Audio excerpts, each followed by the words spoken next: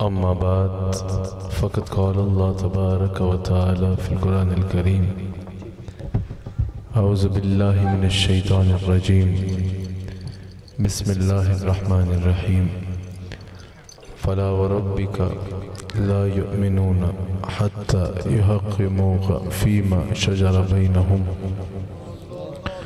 صدق الله العظيم وصدق رسوله النبي الكريم۔ سچا ہے ہمارا خالق اور سچا ہے ہمارا مالک کہ سوا اس واحد و یکتا کی کوئی عبادت کے لائق نہیں، اور سچے ہیں اس کے پیارے حبیب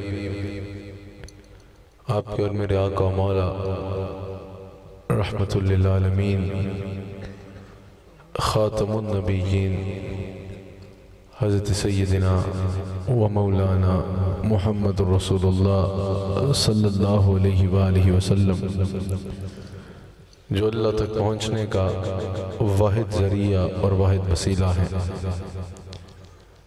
جیسا حضرت جنید بغدادی رحمت اللہ تعالی علیہ نے ارشاد فرمایا، میں بلا تمہید گفتگو کروں گا، آپ کی بھرپور توجہ درکار ہے، وقت کافی گزر چکا، صبح سے مستقل کافی ساری جگہوں پہ اجتماعات سے ہوتے ہوئے یہاں آئے، ابھی لاہور بھی پہنچنا ہے، تو مجھے بھرپور توجہ آپ کی درکار ہوگی۔ حضور علیہ السلام اللہ تک پہنچنے کا واحد ذریعہ اور واحد وسیلہ ہے۔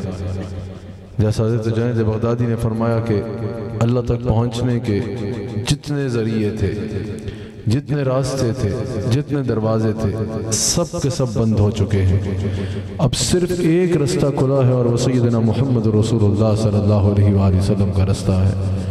پہلے ایک نبی دنیا میں جلوہ گر ہوتے، وہ جب مزار اقدس میں جاتے تو اور نبی آ جاتے، ایک وقت میں دنیا میں ایک سے زیادہ انبیاء علیہ السلام بھی ہوا کرتے، لیکن کیونکہ حضور صلی اللہ علیہ وآلہ وسلم خاتم النبیین ہیں، اور اس انداز میں آخری نبی ہیں کہ ایک تو آخری نبی ہیں، آخری رسول ہیں۔ حضور علیہ السلام کے بعد کسی بھی اعتبار سے کوئی نبوت کا اگر دعویٰ کرتا ہے، چاہے کوئی ذلی نبی کہے، چاہے کوئی بروزی نبی کہے، کوئی تشریحی نبی کہے، چاہے کوئی غیر تشریحی نبی کہے، کسی بھی اعتبار سے حضور علیہ السلام کے بعد اگر کوئی دعویٰ نبوت کرتا ہے، وہ قذاب تو ہو سکتا ہے، وہ دجال تو ہو سکتا ہے، وہ نبی نہیں ہو سکتا، کیونکہ آقا علیہ السلام آخری نبی ہے، آخری رسول ہے، خاتم النبیین ہے۔ لیکن حضور علیہ السلام کے ساتھ یہ بھی ہے، ایک تو آخری نبی ہے، اور پھر اب حضور علیہ السلام جب تشریف لے آئے تو اب اگر کوئی اللہ سے تعلق بنانا چاہتا ہے تو فقط توحید پہ قائم ہونا ضروری کافی نہیں ہوگا، فقط یہ نہیں کہ ہم توحید پر قائم ہیں، انبیاء کو مانتے ہیں، اب تب تک کوئی صاحب ایمان ہو نہیں سکتا جب تک وہ حضور علیہ السلام کا کلمہ نہیں پڑھتا۔ خاتم النبیین صلی اللہ علیہ وآلہ وسلم کا کلمہ پڑھنا لازم ہوگا، یعنی پہلے ایک دور میں ایک سے زیادہ انبیاء ہیں، ایک نے ایک کلمہ پڑھا، ایک نے ایک پڑھا، لیکن جب آقا علیہ السلام تشریف لے آئے، اب لازم ہے ایمان والا فقط وہ گنا جائے گا جس نے رسول اللہ صلی اللہ علیہ وآلہ وسلم کا کلمہ پڑھا ہے۔ اب اللہ تک پہنچنے کے جتنے دروازے ہیں، سب کے سب دروازے بند ہو چکے ہیں، سب کے سب رستے بند ہو چکے ہیں، سب کے سب ذریعے بند ہو چکے ہیں، اب ایک رستہ ہے، ایک دروازہ ہے، اور وہ ہمارے نبی صلی اللہ علیہ وآلہ وسلم کا دروازہ ہے۔ اب اگر کسی کو اللہ سے تعلق قائم کرنا ہے تو رسول اللہ صلی اللہ علیہ وآلہ وسلم کے دامن رحمت کو تھامے بغیر ممکن ہی نہیں ہے۔ حضور صلی اللہ علیہ وآلہ وسلم سے تعلق اصل ایمان ہے، حضور صلی اللہ علیہ وآلہ وسلم سے رشتہ رکھنا یہ اصل دین ہے۔ آج لوگ حضور صلی اللہ علیہ وآلہ وسلم سے دور کرنے کے لیے امت کو، ڈاکٹر اقبال نے جو اسلام دشمن ہیں ان کے تھنک ٹینکس کا نتیجہ بیان کیا نا، کہ انہوں نے کہا کہ یار کیا وجہ ہے، مسلمان کو اگر کھانے سے روکو تو یہ فاقے کے لیے تیار ہے، لیکن اپنے دین کے ساتھ جڑا رہتا ہے، اپنے دین کی خاطر شغل کرتا ہے۔ کیا وجہ ہے کہ اگر مسلمان کو جان کی دھمکی دو تو یہ جان تو کیا اولاد بھی اپنے دین پر قربان کرنے کو تیار ہوتا ہے۔ مسلمان کی طاقت کیا تھی، مسلمان کی قوت کیا ہے جو اس کو اپنے دین کے ساتھ جوڑے رکھتی ہے، کس طرح اس کو کمزور کیا جائے؟ تو ڈاکٹر اقبال نے کہا کہ انہوں نے نتیجہ بیان کیا، یہ فاقہ کش جو موت سے ڈرتا نہیں ذرا، روح محمد اس کے بدن سے نکال لو۔ اگر مسلمان کو کمزور کرنا چاہتے ہو تو اس کا تعلق اس کے نبی کے ساتھ کمزور کر دو۔ اگر مسلمان کی طاقت کو کمزور کرنا چاہتے ہو تو اس کے دل سے اس کے نبی علیہ السلام کی محبت نکال لو۔ ڈاکٹر اقبال نے کہا اگر نبی علیہ السلام کی محبت نکل گئی تو پیچھے کیا بچے گا؟ کہا مجھے عشق کی آگ اندھیر ہے، پھر مسلمان نہیں راک کا ڈھیر ہے۔ کہا مسلمانوں کی طاقت، مسلمانوں کی قوت، مسلمانوں کی عزت رسول اللہ صلی اللہ علیہ وآلہ وسلم کے ساتھ نسبت میں ہے۔ حضور علیہ السلام کے ساتھ جتنی نسبت مضبوط ہوگی اتنا انسان دین کے ساتھ مضبوطی سے جڑ کے رہ سکے گا، اتنا انسان دین کی خاطر قربانی کا جذبہ زیادہ رکھے گا۔ تو یاد رکھیے گا رسول اللہ صلی اللہ علیہ وآلہ وسلم سے تعلق رکھنا یہ ایمان کی اصل بھی ہے، اور مسلمانوں کی طاقت بھی رسول اللہ علیہ السلام سے محبت اور رسول اللہ صلی اللہ علیہ وآلہ وسلم سے عشق میں ہے۔ آج آپ دیکھتے ہیں بعض لوگ سوشل میڈیا پر لوگوں کو رسول اللہ علیہ السلام کے معاملے میں عقائد کمزور کرنے کی کوشش کرتے ہیں، طرح طرح کی بولیاں بولتے ہیں اور چاہتے ہیں کہ لوگوں کے عقائد رسول اللہ صلی اللہ علیہ وآلہ وسلم کے متعلق کمزور کیے جائیں۔ کبھی حضور علیہ السلام کے علم پر اختلاف، کبھی رسول اللہ صلی اللہ علیہ وآلہ وسلم کے اختیار پر اختلاف، اور ہماری لوگ ان کو سنتے چلے جاتے ہیں۔ بھائی اس کو کیوں سن رہے ہو؟ کہا ان والا صاحب کو اس وجہ سے سنتے ہیں کیونکہ یہ ہمیشہ نئی بات کرتے ہیں۔ او بھائی ہمیں دین میں نئی بات نہیں چاہیے، ہمیں دین میں وہ پرانی بات چاہیے جو 1450 سال سے تعلق جوڑتی نظر آئے۔ آپ سمجھ رہے ہیں؟ دین میں ہمیں کوئی نئی باتیں نہیں چاہیے، نئے طریقے نہیں چاہیے، نئے نظریے نہیں چاہیے۔ وہ نظریات جو صحابہ کے نظریات تھے ہمیں وہ درکار ہیں، وہ نظریات جو اکابرین امت کے نظریات تھے ہمیں وہ درکار ہیں۔ تو یاد رکھنا آج طرح طرح کی بولی جاتی ہے۔ اب رسول اللہ علیہ السلام کے معاملے میں یاد رکھیے گا جس کو بھی سننا ہے سنو، لیکن یہ یاد رکھنا ایک پیمانہ ذہن میں رکھنا، اگر کسی کو سن کے رسول اللہ علیہ السلام کی محبت دل میں بڑھ رہی ہے اس کو سننا شروع کر دو۔ اگر کسی کو سن کے رسول اللہ علیہ السلام کی عقیدت دل میں بڑھ رہی ہے اس کو سننا اچھا ہے۔ اگر کسی کو سن کے رسول اللہ علیہ السلام کے ساتھ ایک جذباتی تعلق جڑتا چلا جا رہا ہے اس کو سننا کمال ہے۔ لیکن اگر کسی کو سن کے ذرہ برابر بھی جو رسول اللہ علیہ السلام کے دل میں محبت ہے، جو احترام ہے، جو عقیدت ہے وہ کم نہ ہوتی نظر آ رہی ہے تو اس کو سننا شرعاً بھی قطعاً جائز نہیں ہوگا۔ یاد رکھیے گا رسول اللہ صلی اللہ علیہ وآلہ وسلم کے متعلق جو آپ کا رشتہ مضبوط کرتا ہے ایسے بندوں کو سنا کرو۔ سوشل میڈیا پہ ہمیں نئے نظریات کی ضرورت نہیں ہے، نئے عقائد کی ضرورت نہیں ہے، نئے اعتقادات کی ضرورت نہیں ہے، ہمیں وہ عقیدہ چاہیے جو ائمہ اہل سنت نے بیان کیا۔ اگر ہم اعلیٰ حضرت کا نام لیتے ہیں، امام اہل سنت امام احمد رضا خان بریلوی رحمۃ اللہ تعالی علیہ کا نام لیتے ہیں تو پھر ہم کہتے بھی ہیں کہ اعلیٰ حضرت نے کوئی نیا عقیدہ دریافت نہیں کیا، اعلیٰ حضرت نے کوئی نیا مسلک انوینٹ نہیں کیا، اعلیٰ حضرت نے کسی نئے عقیدے کی بنیاد نہیں رکھی، بلکہ 1450 سالہ جو ہمارا عقیدہ ہے، جب اس پر لوگ طرح طرح سے حملہ آور ہوئے، چاہے ذات رسالت کے متعلق ہو، چاہے عقائد رسول اللہ علیہ السلام کے متعلق جو عقیدہ ہے عقیدہ رسالت کے متعلق ہو، چاہے حضور کی نسبتوں کے متعلق ہو، جب لوگ اس نظریے اور اس عقیدے پہ حملہ آور ہوئے تو جس نے ناقابل تردید دلائل کے ساتھ بد مذہبوں کا رد کیا اسے امام سنت امام احمد رضا کہا جاتا ہے۔ نیا مسلک انوینٹ نہیں کیا، اسی مسلک پہ پہرا دیا۔ جب منکرین ختم نبوت نے سر اٹھایا، منکرین ختم نبوت میدان میں اترے تو سیف چشتیائی پڑھو، جس طرح پیر میر علی شاہ رحمت اللہ علیہ نے منکرین ختم نبوت کا جواب دیا وہ اپنی مثال آپ ہے۔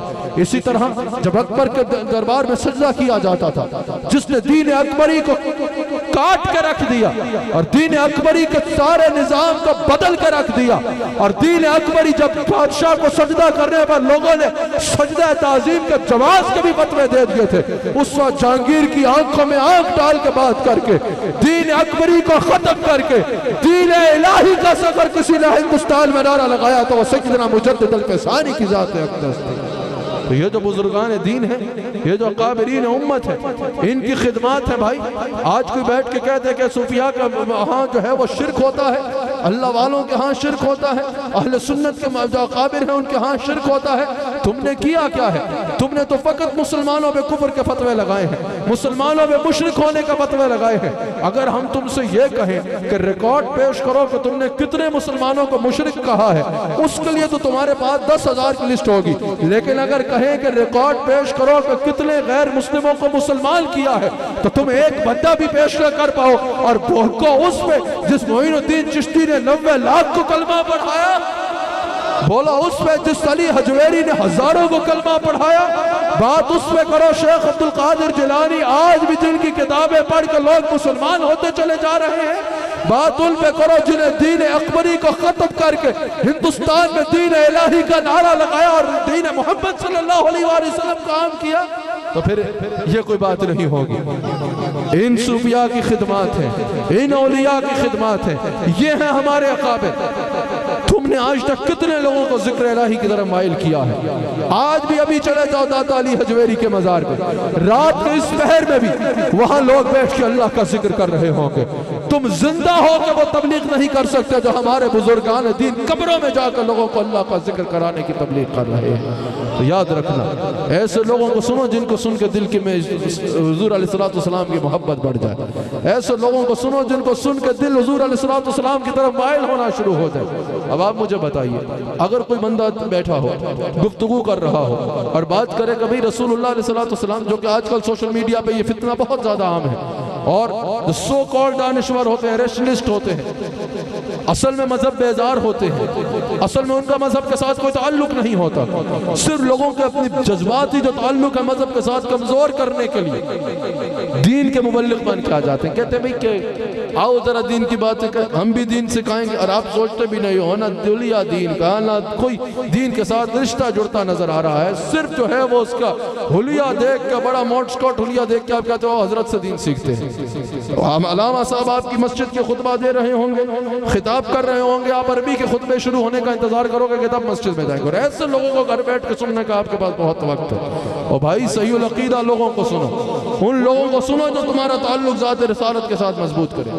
میں کہہ رہا تھا بیٹھتے ہیں اور کہتے ہیں بھئی کہ بات ہوگی لیکن بات صرف قرآن سے ہوگی۔ میں نے کہا سبحان اللہ، یہ تو بہت اچھی بات ہے، یہ تو بہت اچھی بات ہے کہ قرآن سے بات ہوگی، لیکن پھر جب ذرا سی بھی حدیث مبارکہ کا حوالہ دیا جائے، حدیث مبارکہ کے اوپر سوال کیا جائے، کہتے ہیں نا حضور علیہ السلام کی حدیث کا اصل دین کے ساتھ کوئی تعلق نہیں ہے، معاذ اللہ حدیث کا کوئی تعلق نہیں ہے اصل دین کے ساتھ۔ کہا وجہ؟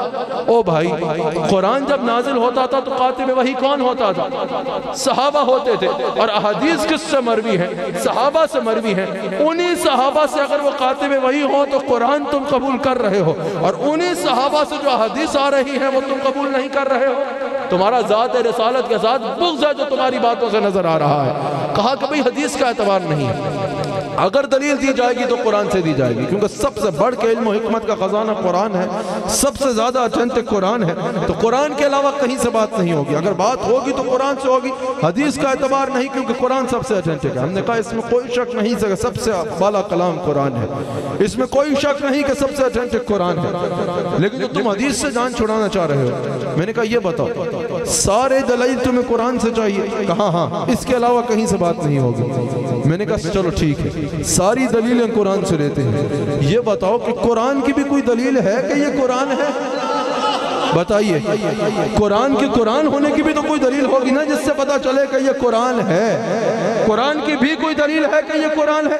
میں آپ کو کوئی قصے کہانیاں نہیں سنا رہا، اور نہ ہی کوئی اشعار کی طرف متوجہ کر رہا ہوں، اور نہ ہی میں کوئی سریں لگا رہا ہوں۔ حقیقی با حقیقت کی دنیا کی باتیں سننا اپنی عادت بناؤ، اور ادب و احترام کے ساتھ بیٹھ کے سنا کرو۔ میری بات کی توجہ رکھیں سارے، مجھے بالکل جب حضور علیہ السلام کی بات کروں تو تبسم نہ پھینکا کریں، ادب کے ساتھ بیٹھ کے گفتگو سنا کریں۔ رسول اللہ علیہ السلام کے متعلق بات کرنا، جب ادب رسالت جب حضور کی ذات کی اہمیت کی بات آئے اور حضور علیہ السلام کی ذات اقدس کی ادب اور تعظیم کی اور ایکسپٹ کرنے کی بات ہے. کہتے ہیں نا ہمیں حدیث مبارکہ کی ضرورت نہیں ہے, صرف قرآن سے بات ہوگی, حدیث کی ضرورت نہیں. میں نے کہا اچھا, ہر دلیل کا دار و مدار قرآن سے, تو یہ بتائیے قرآن کی بھی بھلا کوئی دلیل ہے؟ کہا کہ قرآن کی دلیل کیا؟ میں نے کہا قرآن کے قرآن ہونے کے لیے بھی تو کوئی دلیل چاہیے نا, کہ یہ قرآن ہے یا اللہ کا کلام ہے. کہا اس کی تو فقط ایک دلیل ہے, زبان مصطفیٰ. تو میں نے کہا بھائی ایک زبان ہے جس سے قرآن آ رہا ہے, ایک زبان ہے جس سے حدیث آ رہی ہے. آپ مجھے یہ بتائیے, جب حضور قرآن کی تلاوت کرتے تھے تو کیا حضور فرماتے تھے, کیا قرآن میں یہ آتا تھا کہ یہاں تک قرآن تھا جو آگے حضور فرمائیں گے یہ حضور کا اپنا فرمان ہے؟ ہرگز نہیں. کیا جبرائیل صحابہ کو کہتے تھے کہ بس یہاں سے لکھنا بند کر دو کاتب وحی صحابہ, یہاں سے حضور جو آگے کہیں گے وہ حضور کا اپنا فرمان ہوگا؟ نہیں. حضور قرآن کی تلاوت فرماتے اور فرماتے کہ یہ قرآن ہے. بھری کائنات میں قرآن کی اس کے علاوہ کوئی دلیل نہیں کہ حضور نے فرمایا کہ یہ قرآن ہے. تو آپ بتائیے یہ جملے کہ یہ قرآن ہے یہ کیا کہلائیں گے؟ یہ حدیث کہلائیں گے. جس حدیث سے تم بھاگنے کی کوشش کر رہے ہو نا, قرآن کو قرآن ثابت کرنے کے لیے میرے نبی علیہ السلام کی حدیث کی ضرورت پڑے گی. کہا کہ اصل دین کے ساتھ جو ہے وہ حدیث کا کوئی تعلق نہیں ہے. میں نے کہا اچھا یہ بتائیے, قرآن کا آپ کہتے ہیں کہ ہم درس دیتے ہیں اور ہم قرآن کو بہت سمجھتے ہیں, تو یہ بتائیے کہ قرآن کریم میں نماز کا کتنی مرتبہ حکم آیا ہے؟ سب سے زیادہ کس چیز کا حکم دیا گیا, کس عمل کا اعمال میں سے؟ کہا نماز کا. میں نے کہا یہ بتائیے کہ نماز کا قرآن میں کتنی مرتبہ ذکر آیا؟ کہا 700 کے قریب. 700 کم و بیش 700 مقامات ایسے ہیں جس میں اللہ تعالیٰ نے قرآن میں نماز کا ذکر فرمایا, نماز کی اہمیت کا, نماز کی فرض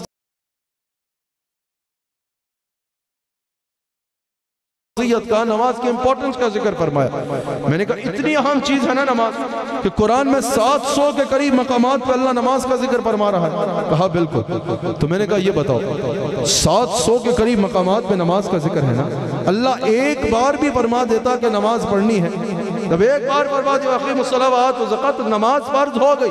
مسلمان کو ایک بار کے بعد دوسری بار کی بھی ضرورت نہیں تھی, ایک بار بھی کافی تھا اللہ کا حکم کے نماز. لیکن اللہ کی شان ہے, اللہ نے 700 کے قریب ارشاد فرمایا مقامات پر نماز کا, اور نماز کی اہمیت کا بیان فرمایا. تو میں نے کہا جس چیز کی اتنی امپورٹنس ہے کہ 700 کے قریب مقامات پہ نماز کا حکم ہو رہا ہے, تو ذرا مجھے ظہر کے 4 فرض قرآن سے نکال کے دکھاؤ. میں نے کہا باقی رکھتے ہیں چھوڑو, سنت نفل کو رہنے تو بے شک تم ویسے بھی نہیں پڑھتے. مجھے یہ بتاؤ کہ 4 فرض ہی ظہر کے مجھے قرآن سے نکال کے دکھا دو. 2 فرض مجھے فجر کے قرآن سے نکال کے دکھاؤ.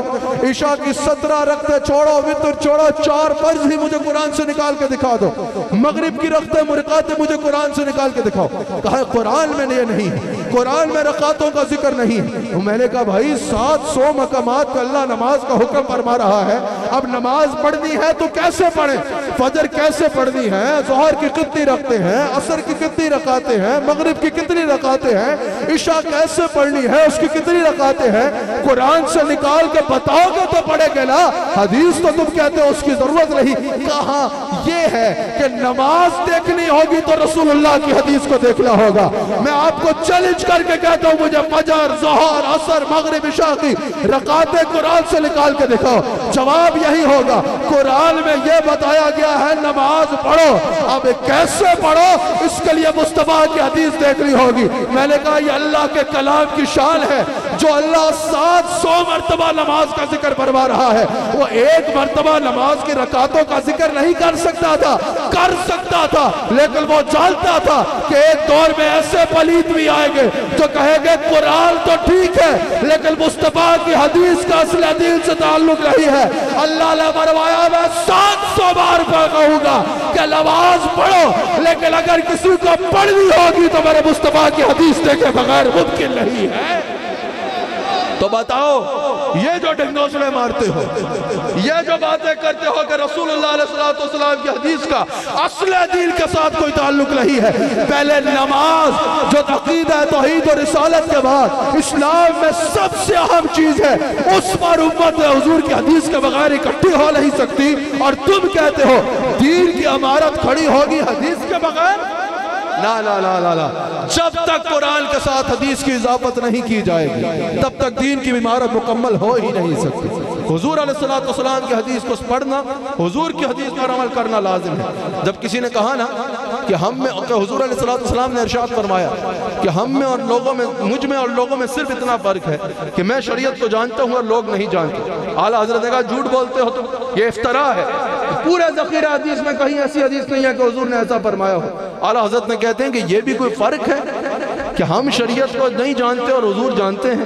اعلیٰ حضرت نے کہا جب ہم شریعت کو جان لیں گے تو فرق ختم ہو جائے گا، سمجھ آ رہی ہے؟ جب ہم جان لیں گے تو کیا ہم میں اور نبی میں فرق ختم ہو جائے گا؟ اعلیٰ حضرت کہتے ہیں اگر فرق جاننا ہے تو اہل سنت کی وادی میں آؤ۔ اعلیٰ حضرت کہتے ہیں فرق جاننا چاہتے ہو تو ہمیں سنو۔ اعلیٰ حضرت کہتے ہیں واللہ فرق صرف یہ نہیں ہے کہ ہم شریعت نہیں جانتے اور حضور شریعت جانتے ہیں۔ اعلیٰ حضرت کہتے ہیں واللہ فرق یہ ہے کہ ہم شریعت کے تابع ہیں، حضور شریعت کے مالک ہیں۔ اعلیٰ حضرت کہتے ہیں فرق یہ ہے ہم نے بولنا ہے تو شریعت کے مطابق بولنا ہے، حضور نے جو بولنا ہے وہ شریعت بن جانا ہے۔ ہم نے چلنا ہے تو شریعت کے مطابق چلنا ہے، حضور نے جیسے چلنا ہے ویسے شریعت میں بن جانا ہے۔ اعلیٰ حضرت کہتے ہیں فرق یہ ہے ہم نے جو کرنا ہے شریعت کے مطابق کرنا ہے، حضور نے جو کرنا ہے وہ شریعت بن جانا ہے۔ یہ ہمارے نبی علیہ السلام کی شان ہے، یہ ہمارے نبی علیہ السلام کا مقام ہے۔ جو کہتے ہیں حدیث کی ضرورت نہیں ہے یا اصل دین کے ساتھ معاذ اللہ حدیث کا تعلق نہیں ہے، یاد رکھنا دین کی عمارت مکمل نہیں ہو سکتی حضور علیہ السلام کی حدیث کو اپنائے بغیر۔ میں نے کہا کوئی نماز پڑھ کے دکھا دے حضور علیہ السلام کی حدیث کو چھوڑ کے، کہا ہاں نماز تو حدیث سے لے لیں گے۔ میں نے کہا یہ کوئی چیری گراؤنڈ تھوڑی ہے کہ یہاں آ کے تم پک اینڈ چوز کرو گے کہ اس معاملے میں ہم حدیث کو قبول کریں گے اور اس معاملے میں حدیث کو قبول نہیں کریں گے۔ حضور علیہ السلام کی حدیث کو مانے بغیر اور اس پر ہر معاملے میں عمل کیا بغیر انسان دین کو سمجھ سکتا ہی نہیں ہے۔ آپ مجھے بتائیے حضور علیہ السلام کے فرمان کی کیا اہمیت ہے، حضور علیہ السلام کے قول کی کیا اہمیت ہے، حضور علیہ السلام کی بات کی کیا اہمیت ہے۔ اگر کوئی یہاں مجھ سے پوچھے کہ رمضان کے کتنے روزے فرض ہیں اور میں بول دوں 40، تو آپ بتائیے کوئی مانے گا؟ کیا اس بات کو مانا جائے گا؟ مجمع میں دو قسم کے گروہ بن جائیں گے۔ ایک گروہ ہوتا ہے جو حاسدین کا ہوگا، وہ کہیں گے بھائی دیکھو آتا جاتا ہی کچھ نہیں، اتنا بھی نہیں پتا کہ رمضان میں 30 روزے ہیں یا 29 رکھنے ہیں یا 30 رکھنے ہیں، 40 کہاں سے نکال کے لے آیا، ٹھیک ہے۔ اور ایک گروہ کہے گا کہ یار تھکا ہوگا، سفر میں ہوتے ہیں، مصروفیات ہوتی ہیں، دن میں کئی جگہ پہ خطاب کیا ہے، تھکا ہوگا، تھکاوٹ میں بول گیا ہوگا، سمجھ آ رہی ہے۔ لیکن دونوں گروہ میں سے کوئی اس کو ماننے کو تیار نہیں ہوگا، کیونکہ اللہ نے فرض کتنے کیے؟ 30 یا 29 رکھیں گے یا 30 رکھیں گے۔ لیکن میرے نبی علیہ السلام کی شان سنا، میرے آقا علیہ السلام جلوہ گر ہے۔ ایک صحابی حاضر ہوتے ہیں، یا رسول اللہ کیا ہر سال حج فرض ہے؟ آقا علیہ السلام جواب ارشاد نہیں فرماتے، خاموش رہتے ہیں۔ پھر عرض کرتے ہیں یا رسول اللہ کیا ہر سال حج فرض ہے؟ حضور خاموش۔ پھر پوچھا یا رسول اللہ کیا ہر سال حج فرض ہے؟ آقا علیہ السلام نے فرمایا جب میں جواب کسی بات کا نہ دوں نا تو پھر انتظار کیا کرو۔ حضور فرماتے ہیں ایک بار بھی اگر میری زبان سے اتنا ادا ہو جاتا کہ ہاں ہر سال حج فرض ہے، حالانکہ ہر سال حج فرض نہیں ہے، لیکن حضور فرماتے ایک بار بھی اگر میں کہہ دیتا کہ ہاں ہر سال حج فرض ہے، اللہ نے ہر سال حج کا فرض کر دینا تھا۔ یہ حضور علیہ السلام کی حدیث کی اہمیت ہے، یہ حضور علیہ السلام کی زبان کی اہمیت ہے۔ وہ زبان جس کو سب کل کی کنجی کہیں اس کی نافذ حکومت پہ لاکھوں سلام۔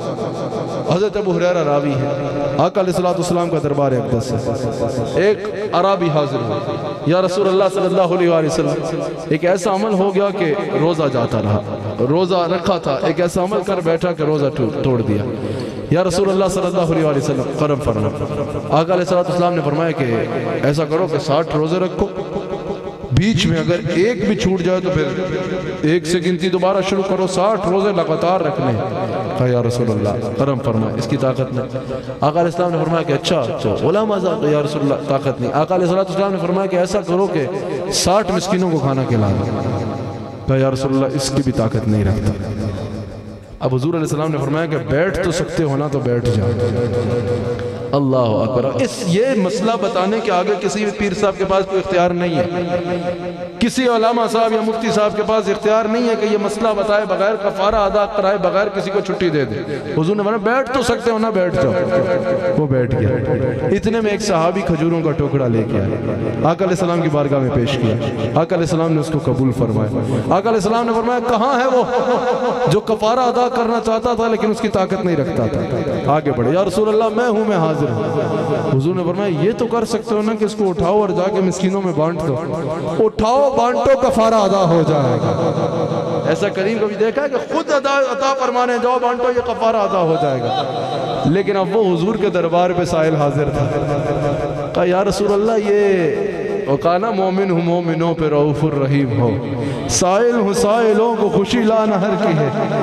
کہا یا رسول اللہ صلی اللہ علیہ وسلم یہ مسکینوں میں بانٹنا ہے؟ آقا علیہ السلام نے فرمایا ہاں مسکینوں میں بانٹنا ہے. یا رسول اللہ پورے مدینہ میں مجھ سے بڑا مسکین کوئی نہیں ہے. اب کوئی اور ہوتا تو یہاں ڈانٹ لگاتا کہ ایک تو, اور کسی اور کے بعد ڈانٹ لگانے کے علاوہ چارہ بھی نہیں تھا کیونکہ اگلا اختیار کسی اور کے پاس نہیں ہے کہ ایک تو روزہ توڑا, پھر 60 روزے نہیں رکھنے, پھر مسکینوں کو کھانا بھی نہیں کھلا سکتے. اب ہم دے رہے ہیں کہ بانٹو یہ بھی خود کھانا ہے. لیکن اعلیٰ حضرت کہتے ہیں یہ بارگاہ بے کس فنا ہے, یہاں خطا کا بدلہ بھی عطا سے لیا جاتا ہے. آقا علیہ السلام نے فرمایا اچھا ایسا کرو, کھجوریں اٹھاؤ, گھر جاؤ, خود بھی کھاؤ, بچوں کو بھی کھلاؤ, اس سے کفارہ ادا ہو جائے گا. یہ حضور کی زبان کی اہمیت ہے, یہ حضور علیہ السلام کا ذاتی اختیار ہے. آقا علیہ السلام جب چاہیں جس کے لیے چاہیں جیسے چاہیں قانون بدل سکتے ہیں.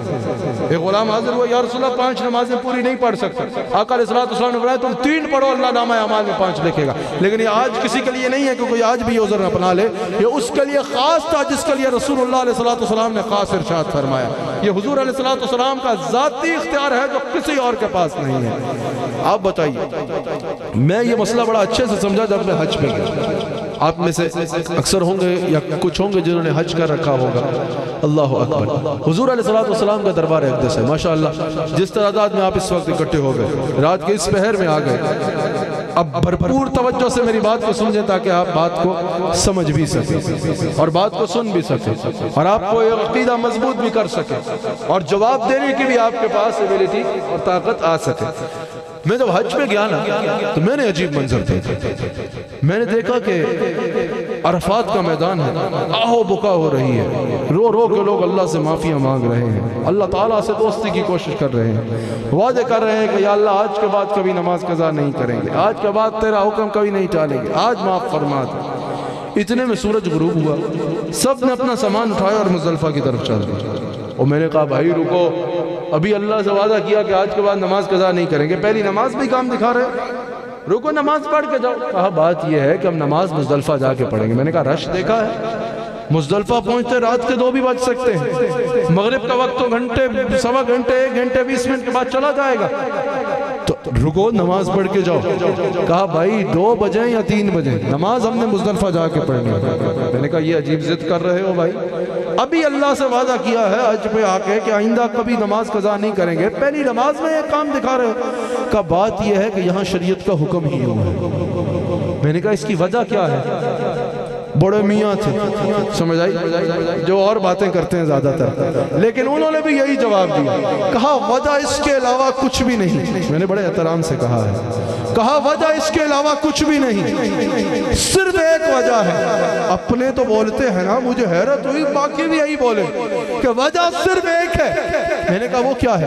کہا جب رسول اللہ صلی اللہ علیہ وسلم حج پہ آئے تھے نا, عرفات کے میدان میں حضور علیہ السلام نے مغرب نہیں پڑھی. بادشاہ کی اپنی مرضی ہوتی ہے بھائی. حضور نے فرمایا میں مغرب پڑھوں گا مزدلفہ جا کے. حضور نے مغرب دیر سے پڑھی مزدلفہ جا کے. اللہ نے کہا اب یہ شریعت کا قانون ہے, جو یہاں آئے گا نماز وقت پہ پڑھنا دین نہیں, نماز دیر پہ پڑھنا دین کا حکم ہوگا. میں نے کہا سبحان اللہ. اب بھی کوئی کہے حضور کی حدیث کی کیا امپورٹنس ہے, پیر صاحب نماز دیر سے پڑھیں تو مجرم ہوں گے, مفتی صاحب نماز دیر سے پڑھیں تو مجرم ہوں گے, مولوی صاحب نماز دیر سے پڑھیں تو گناہگار ہوں گے.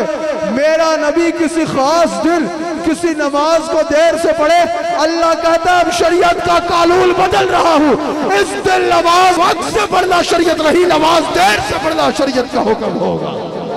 سمجھ آ رہی ہے؟ جو کہتے ہیں حضور علیہ السلام کی حدیث کی کیا امپورٹنس ہے یا حضور علیہ السلام کی حدیث کی کیا اہمیت ہے، اور بھائی تمہاری بات تمہارے جیسے کئی آئے اور کئی گئے، نہ فاتحہ نہ درود، مر گیا مردود۔ میرے نبی علیہ السلام کی حدیث کے بغیر دین کی عمارت مکمل ہی نہیں ہو سکتی۔ تو یہ مثال دینے کا مطلب یہ تھا کہ جو لوگ حضور علیہ السلام کے متعلق آپ کے عقیدہ کمزور کرنے کی کوشش کرتے ہیں، کبھی ایسے لوگوں کو نہ سننا۔ اگر آپ اتنا علم نہیں رکھتے کہ جان سکو، کم سے کم یہ پیمانہ ذہن میں رکھ لینا کہ جس کو سن کے حضور کا ادب دل میں بڑھ رہا ہے اس کو سنو، جس کو سن کے حضور کی محبت دل میں بڑھ رہی ہے اس کو سنو، جس کو سن کے یہ نہ لگے کہ میں زیادہ کر رہا ہوں، جس کو سن کے یہ لگے نا میں تو کچھ کتا ہی نہیں، سمجھ آ رہی ہے؟ جس کو سن کے یہ لگے کہ اے رضا خود صاحب قرآن مدہ ہے حضور، ہاں جس کو سن کے یہ نہ لگے یار میں حضور کا ادب زیادہ تو نہیں کر رہا، میں حضور کا ادب زیادہ تو نہیں کر رہا، ایسا جس کو سن کے لگے اس کو چھوڑنا چھوڑ دو، اس کو سنو کہ جس کو سن کے رسول اللہ علیہ السلام کا ادب لگ رہا ہے تمہیں کہ میں نے تو ابھی کیا ہی نہیں، ابھی تو رستہ باقی ہے۔ اعلیٰ حضرت کو دیکھو نا، ساری زندگی حضور کی صرف ثنا بیان کی، کبھی کہا عرش حق ہے مسند رفعت رسول اللہ کی، کبھی کہا صبح طیبہ میں ہوئی بڑھتا ہے باڑا نور کا، کبھی کہا ذرے جھڑ کر تیری پیزاروں کے تاج سر بنتے ہیں سیاروں کے، کبھی کہا سرتاب قدم ہے تن سلطان زمن پور، کبھی کہا ہے کلام الہی میں شمس و دہا تیرے چہرہ نور فدا کی قسم، کہیں فرمایا چمک تجھ سے پاتے ہیں سب پانے والے، میرا دل بھی چمکا دے چمکانے والے، کبھی اعلیٰ حضرت کہہ رہے ہیں سب سے اولا ہو اعلیٰ ہمارا نبی، سب سے بالا ہو اعلیٰ ہمارا نبی، کبھی اعلیٰ حضرت فرما رہے ہیں چاند سے ان کے چہرے پر گیس ہوئے مشک فام دو، کبھی فرما رہے ہیں عرش حق ہے مسند رفعت رسول اللہ کی، کبھی فتاوی رضویہ دیکھو تو اس میں رسول اللہ علیہ السلام کے مناقب بیان کرتے چلے جا رہے ہیں، کبھی فتاوی رضویہ دیکھو تو حضور کے مطابق عقیدے کو بیان کرتے چلے جا رہے ہیں اور بد عقیدگی کا رد کرتے چلے جا رہے ہیں، کبھی اعلیٰ حضرت کو دیکھو تو حضور علیہ السلام کے دشمنوں کی ایک ایک باطل دلیل کا رد کرتے نظر آ رہے ہیں، لیکن ساری زندگی حضور کی شانوں کو بیان کرنے کے بعد آخر میں کیا یہ کہا کہ میں نے حق ادا کر دیا، کہا اے رضا خود صاحب قرآن ہے مدہ اے حضور، تجھ سے کب ممکن ہے پھر مدحت رسول اللہ۔ آخر میں آکے یہ نہیں کہہ رہے کہ میں نے حق ادا کر دیا، بندہ بے بس ہو کے بیٹھ جاتا ہے نا یار میں کیتا ہی کچھ نہیں، کہنے سرور کہوں کہ مالک و مولا کہوں تجھے۔ حضرت نے میرے شیخ طریقت کا ایک مزاج بیان کیا کہ جب غلام مصطفیٰ نے نعت شریف پڑھی کہ یہ لفظ آپ سماعت کرتے ہیں، لیکن یہ ذہن میں رکھیے گا کہ ہمارا قطعاً یہ نظریہ نہیں ہے کہ اگر کسی نے تم لکھا تو اس نے بے ادبی کی، ہمارا قطعاً یہ نظریہ نہیں ہے کہ جن بزرگان دین نے تو لکھا انہوں نے بے ادبی کی، ہم آپ بھی پڑھتے ہیں اور ہم اعلیٰ حضرت کا کلام ویسے بھی پڑھتے ہیں جیسے اعلیٰ حضرت نے لکھا ہے، اس سے مراد قطعاً یہ نہیں ہے۔ اگر کسی کو دیکھو آپ سن کے زیادہ محبت محسوس ہو رہی ہے تو اس میں کیا شریعت کی پابندی لگا رہی ہے؟ اب بتائیے کچھ ایسا شریعت کا مسئلہ تو نہیں ہے نا؟ اب اگر کسی کے شیخ جو ہے وہ خیر یہ موضوع نہیں ہے، اگر کوئی اختلاف کرے گا تو اس کو بھرپور بات اس پہ کی جا سکتی ہے، اگر آپ پڑھ کے کسی کو رسول اللہ کی محبت زیادہ محسوس ہو رہی ہے، اگر آپ کہہ کے کسی کو عشق زیادہ محسوس ہو رہا ہے، تم اور تو کو بے ادبی نہیں جان رہا لیکن آپ کہہ کے اس کو زیادہ دل میں ادب محسوس ہو رہا ہے تو اس میں کوئی شریعت حکم لگاتی ہے، اس میں غلط بات ہے، قطعاً غلط بات نہیں ہے، لیکن ہم یہ قطعاً نہیں کہتے کہ جنہوں نے ایسے لکھا انہوں نے بے ادبی کی، ہم اعلیٰ حضرت کا کلام ویسے بھی پڑھتے ہیں جیسے میں ابھی بتا رہا ہوں، ادھر بندہ تھا کار کے نہیں بیٹھ جاتا یار میں تو کچھ کہتا نہیں، سرور کہوں کہ مالک و مولا کہوں تجھے، بھاغ خلیل کا گل زیبان کہوں تجھے، یا رسول اللہ تیرے تو وصف بے تناہی سے ہیں بری، حیران ہوں میرے شاہ میں کیا کیا کہوں تجھے۔ سنو اس کو جس کو سن کے لگے کہ میں نے تو ابھی کیا ہی کچھ نہیں، حضور علیہ السلام کا ادب جتنا کر سکتے ہو کرو، جتنا آگے بڑھ سکتے ہو بڑھو، وَتُعَزِّرُوهُ وَتُوَقِّرُوهُ میں یہاں امام مبرد کہتے ہیں کہ حکم یہ ہے کہ حضور علیہ السلام کی تعظیم کرنے میں مبالغہ کرو، اور مبالغہ یہ ہے کہ جتنی تعظیم کر سکتے ہو کرو، جتنی کسی نے نہیں کی اتنا بڑھ کے حضور علیہ السلام کی تعظیم کرو۔ ایک قاعدہ بس ذہن میں رکھنا کہ اللہ خالق ہے اور حضور مخلوق ہے، اللہ تعالیٰ خالق ہے اور اللہ معبود ہے اور حضور عبد ہے۔ اللہ ذاتی شان والا ہے، حضور عطائی شان والے ہیں۔ اللہ کسی کا محتاج نہیں ہے، حضور علیہ السلام اللہ کے محتاج ہیں۔ اللہ عبادت کے لائق ہے، اللہ کے سوا کوئی عبادت کے لائق نہیں ہے۔ خالق حقیقی بھی اللہ، مالک حقیقی بھی اللہ، لائق عبادت بھی اللہ، معبود برحق بھی اللہ، قادر مطلق بھی اللہ، فاعل حقیقی بھی اللہ، مالک بالذات بھی اللہ۔ ذات میں، صفات میں، افعال میں کوئی جس کا شریک نہیں، وہ کون ہے؟ یہ عقیدہ ذہن میں رکھو۔ پھر کوئی کہے کہ حضور علیہ السلام کی شان بیان کرتے کوئی حد سے آگے بڑھ جائے تو اس کو بولو بے وقوف انسان، حد سے آگے تب بڑھا جاتا ہے جب حد ہو، عظمت مصطفیٰ کی تو کوئی حد ہے ہی نہیں۔ اللہ تعالی ہم سب کو حضور علیہ السلام سے وابستہ رہنے کی توفیق عطا فرمائے، حضور علیہ السلام کے دامن کرم سے جڑے رہنے کی توفیق عطا فرمائے۔ میں لڈن کے سنگیوں کو جنہوں نے اس محفل کا انعقاد کیا دل کی عطا گہرائیوں سے مبارکباد پیش کرتا ہوں۔ خوبصورت ترین محفل کا انعقاد کیا، اللہ تعالیٰ آپ کو اس پر اجر عظیم عطا فرمائے اور اللہ تعالیٰ آپ پر خاص رحمتوں کا نزول فرمائے۔